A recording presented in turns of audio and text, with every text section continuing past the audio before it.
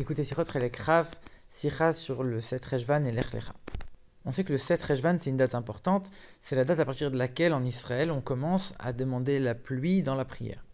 Pourquoi cette date? Parce que on est à ce moment-là 15 jours après la fin des fêtes. Et c'était le temps qu'il fallait aux pèlerins qui étaient à Jérusalem pour atteindre les extrémités de la terre d'Israël de l'époque, c'est-à-dire les berges de l'Euphrate. Il y avait à peu près 15 jours de marche. Et on sait que cette date, elle tombe toujours pendant la paracha de Lech Lecha.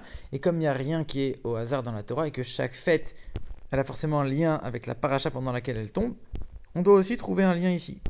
A priori, on a l'impression que c'est deux messages qui sont complètement contraires, puisque Lech Lecha, c'est Abraham qui part de Haran, donc en dehors d'Israël, et qui va se rendre en Israël. Et ici, on est en train de nous parler du 7 Rejvan, où les Juifs, ils vont partir de Jérusalem, donc aller vers l'extérieur. Donc Lech Lecha, ça évoque l'élévation, le fait de se rapprocher, que Abraham va se rapprocher d'Israël, va accomplir la mission de Dieu. Et le 7 Rejvan, c'est les Juifs qui vont s'éloigner de Jérusalem, de l'endroit du Beth Amikdash, de la présence divine.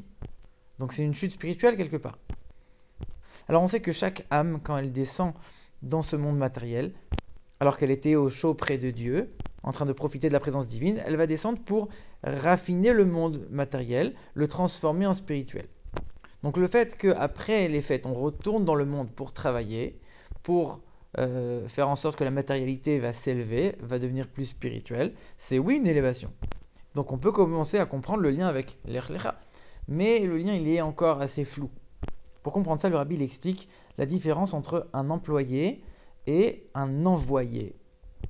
Un employé, un ouvrier, il fait le travail que son patron lui donne. En général, c'est pas trop loin. En tout cas, en général, à proximité de son patron. Alors que l'envoyé, comme son nom l'indique, il va loin. Il part loin de celui qui l'envoie. De la même manière, un employé, il travaille pour lui, pour gagner son propre argent, donc il regarde son intérêt personnel. Alors que celui qui est un émissaire, un envoyé, un délégué, lui, il est là pour représenter celui qui l'envoie, il agit comme la prolongation de celui qui l'envoie. Et donc un employé qui va accomplir quelque chose, on a une discussion, est-ce que il est considéré comme si c'était le patron lui-même qui avait fait la chose ou est-ce que non? Alors que celui qui est un émissaire, c'est évident qu'il est la prolongation de celui qui l'envoie, il est considéré comme, on considère comme si c'était celui qui avait envoyé cette personne, qui avait lui-même accompli la chose. C'est ce qu'on dit, Shlucho Shaladam Kemoto, l'envoyé d'un homme, il est comme cet homme lui-même.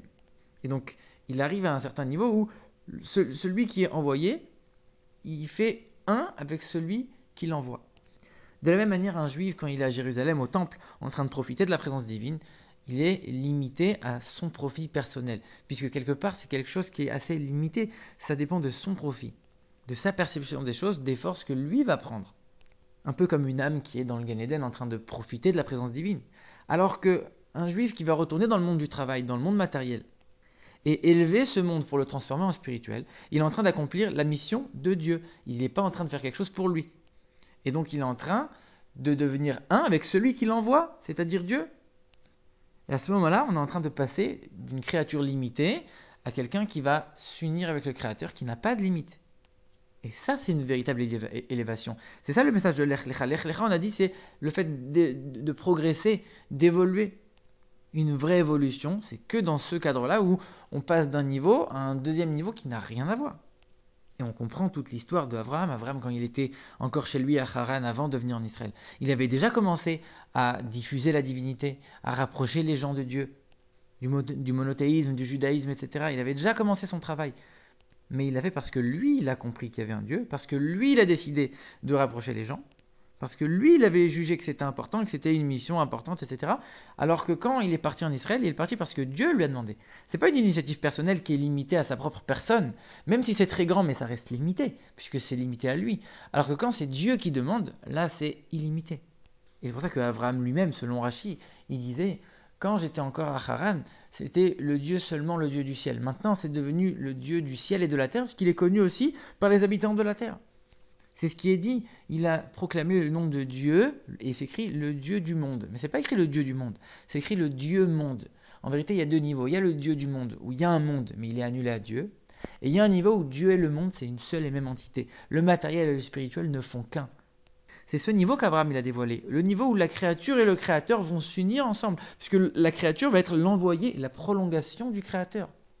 D'ailleurs, quand on souligne dans ce verset Lech Lecha, on lui dit sors de ta terre, de l'endroit où tu es né, de la maison de ton père, pour aller vers la terre que je vais te montrer, Israël. Mais ici, on met en valeur surtout le fait de sortir de Haran, plus que d'aller en Israël. Sors de tes volontés, selon l'explication de la Chassidoute. Sors de tes limites, de tes habitudes. Sors de ta sagesse, de ta compréhension, pour faire un avec Dieu.